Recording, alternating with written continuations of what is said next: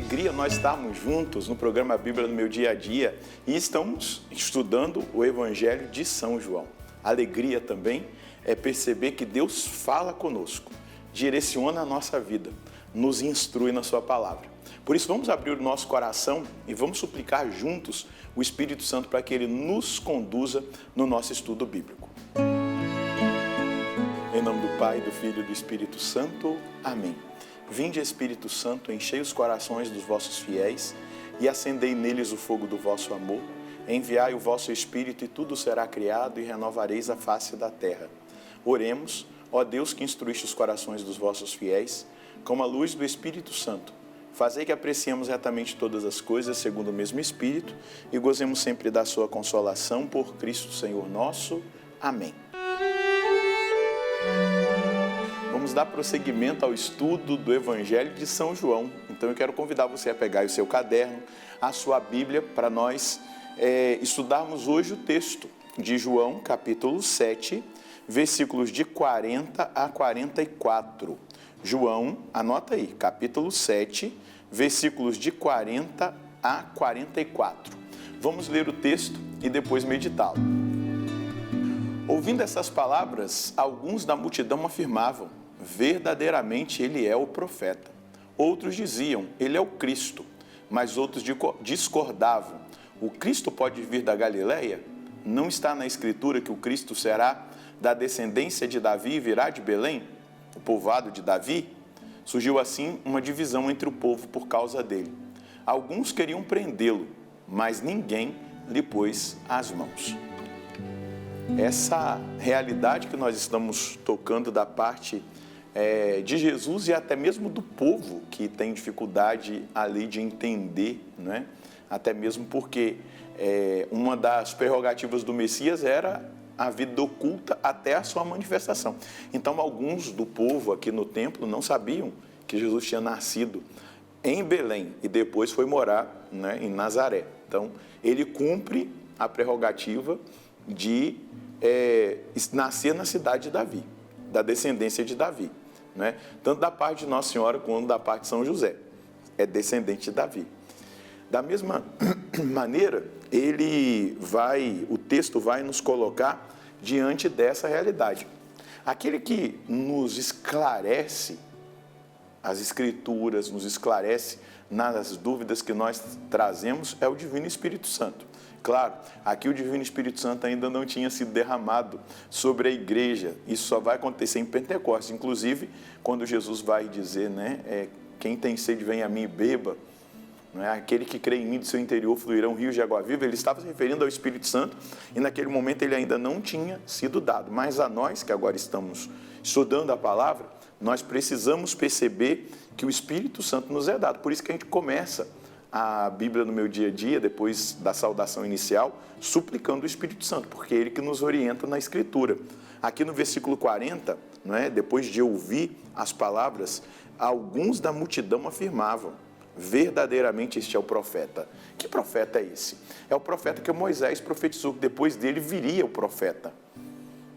Então Israel esperava por esse profeta que Moisés tinha profetizado, né?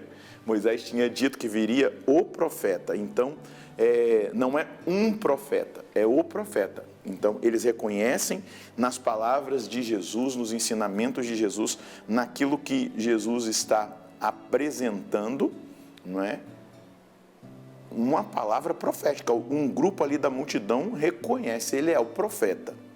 Outros diziam, ele é o Cristo, o ungido, né? O ungido, o Messias.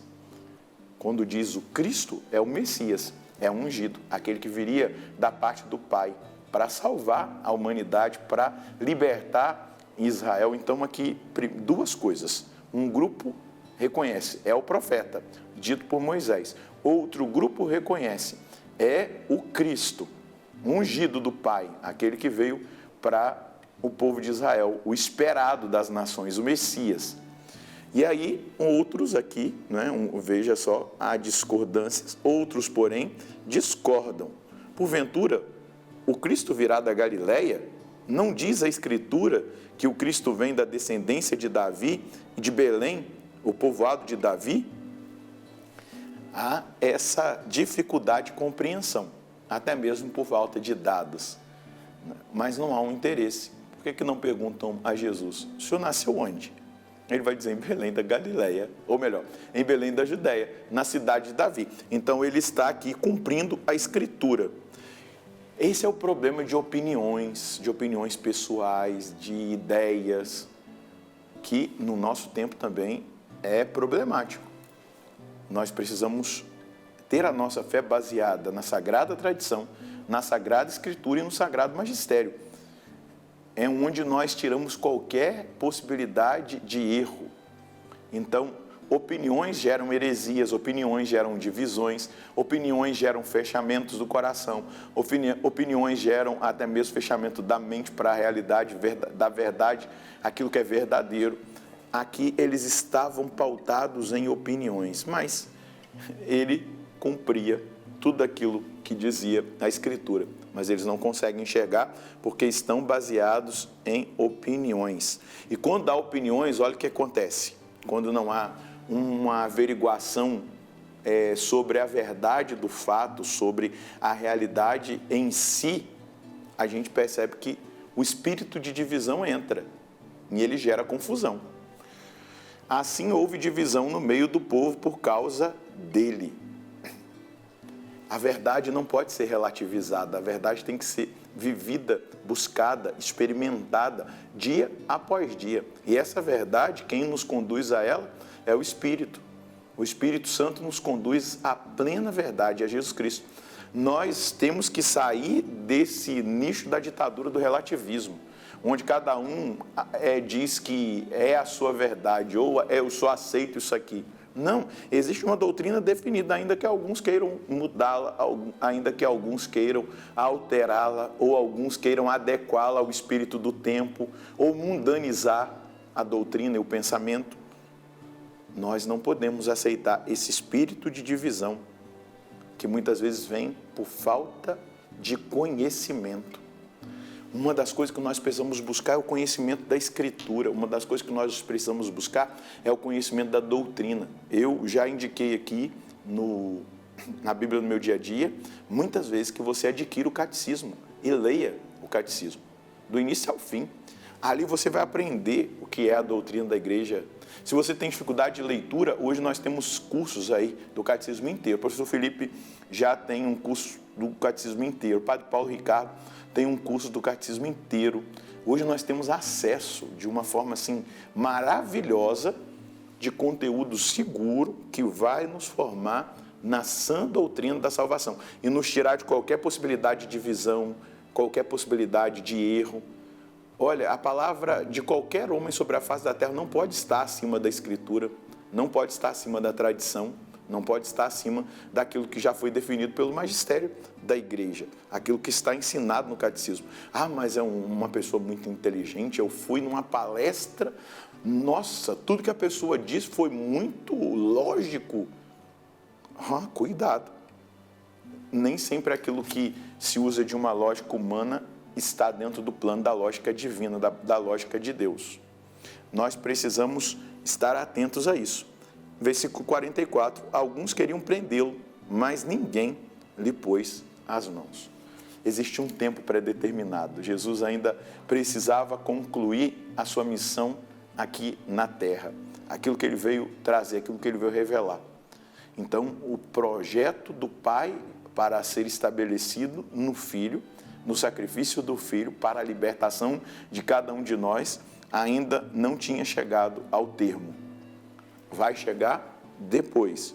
Esses mesmos que querem prender, depois o próprio Sinédrio, tudo aquilo que nós vamos ver no desenvolvimento do Filho que se entrega, de Jesus que se entrega para a nossa salvação, acontecerá. Mas ali eles não colocaram a mão nele. Até porque os guardas, as pessoas estavam impressionadas, porque ninguém falava como ele. As palavras dele tinham o poder de penetrar no coração, de transformar, de gerar ali no coração algo que eles não percebiam nas autoridades religiosas daquele tempo, porque nele estava a verdade. A verdade liberta. A própria palavra nos traz realidade. A verdade nos liberta, a verdade tira o véu, a verdade nos faz enxergar como nós devemos enxergar, segundo o critério divino. Qual é a mensagem que nós queremos e podemos colher hoje? Precisamos buscar com sinceridade a verdade, renunciando toda tendência de relativismo do nosso tempo. A ortodoxia da fé é que nos traz a segurança de seguirmos em frente. Devemos permanecer fundamentados e firmes na sagrada tradição, na sagrada escritura e no sagrado magistério. O Senhor nos chama à fidelidade, ainda que paguemos o preço do martírio, da ridicularização. Permaneça fiel à doutrina, permaneça fiel à Sagrada Escritura, à tradição. É isso que vai nos garantir a fidelidade a nosso Senhor até o nosso último suspiro. Vamos rezar?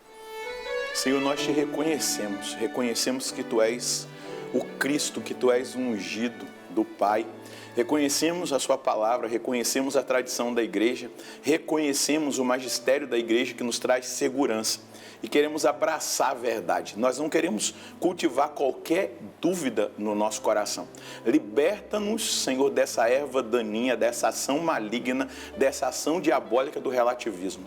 Nós não podemos ser relativistas dentro da igreja. Nós temos a tradição, nós temos a escritura e nós temos o magistério que nos dá firmeza, segurança e que nos impulsiona para frente na fidelidade ao Senhor e ao seu ensinamento. Conceda-nos a graça dessa fidelidade, ainda que nós passamos pelo martírio da ridicularização deste tempo, nós permaneceremos fiéis.